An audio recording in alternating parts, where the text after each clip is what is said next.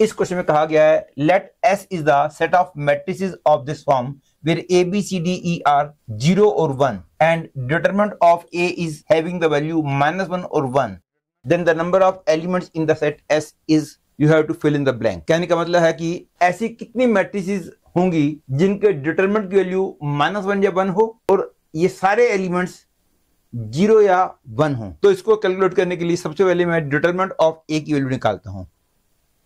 Clearly determinant of A is 0, 1, C, 1, A, D, 1, B, E, and the value of this is BC plus D minus AC minus E। मतलब कि हमसे पूछा गया है कि ABCDE की कितनी वैल्यूज ऐसी हो सकती हैं जिसके लिए इसकी वैल्यू -1 या 1 हो। सबसे पहले पता लगाता हूं कि ABCDE की कितनी वैल्यूज के लिए इसकी वैल्यू 1 होगी, और -1 वाले केस का आंसर तो एकदम से वहीं से निकल जाएगा। Clearly this can be written as D minus E plus C into B minus A। ये क्लियर है, इस पूरे की वैल्यू 1 तब होगी या तो ये 1 हो ये 0 हो, या फिर ये 1 हो ये 0 हो। मैं पहले पता लगाता हूं ये 1 ये 0 किस सिचुएशन में हो सकता है। D minus E 1 और C into B minus A 0, ऐसा कब कब हो सकता है।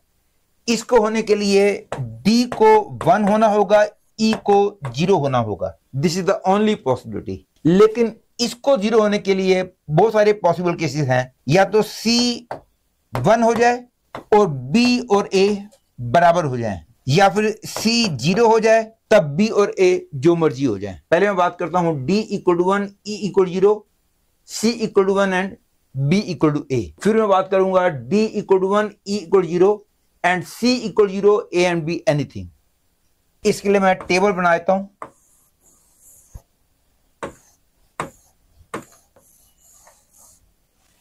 A, B, C, D, E। अब मैं फर्स्ट केस लेके चलता हूं D = 1, E = 0 और C = 1, B = A। B = A का मतलब दोनों 0 या दोनों 1। तो इस केस में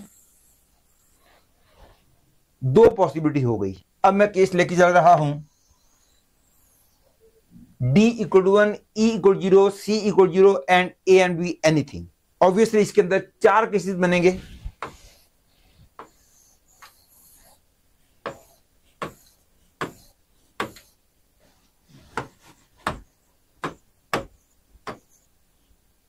इसका मतलब है E = 0, C = 0, B = 1 और A और B मैंने बोला है they can be any number, therefore 0 0 भी हो सकता है, 0 1 भी हो सकता है, 1 0 भी हो सकता है और 0 0 भी हो सकता है। बाकी सारा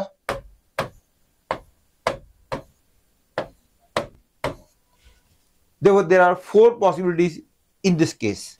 तो 2 केसेस मेरे को पहले मिले थे, 4 केसेस मैंने और निकाल लिए। अब मैं अगला केस लेके चल रहा हूं कि ये 0 ये 1, और ये 1 होने के लिए C को 1 होना होगा, B को 1 होना होगा, A को 0 होना होगा और D और E बराबर होने होंगे।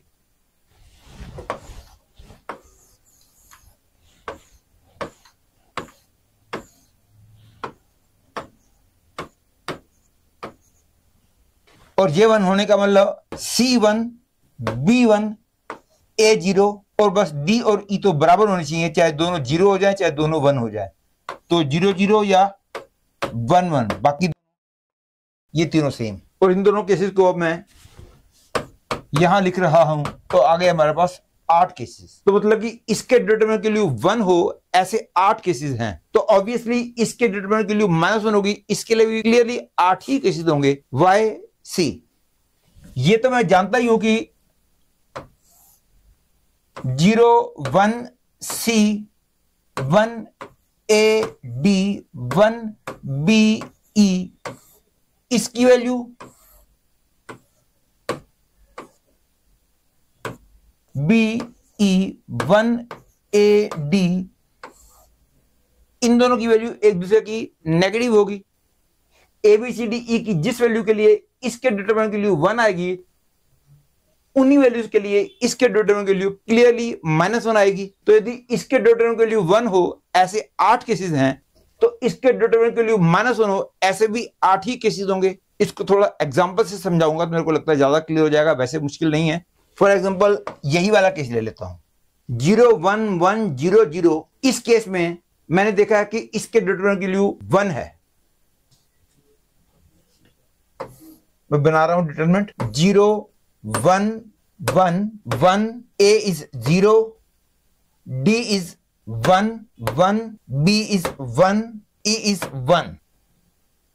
क्लियरली इसकी वैल्यू 1 है। तो यदि मैं इन दोनों रोज को इंटरचेंज कर देता हूं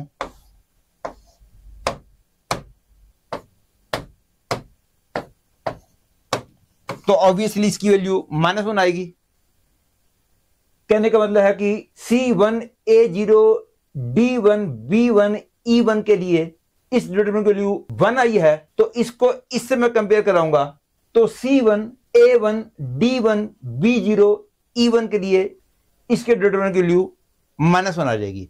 दैट इज 8 केसेस और आ गए। Hence we have got total 16 cases for which determinant of this is equal to 1 और -1।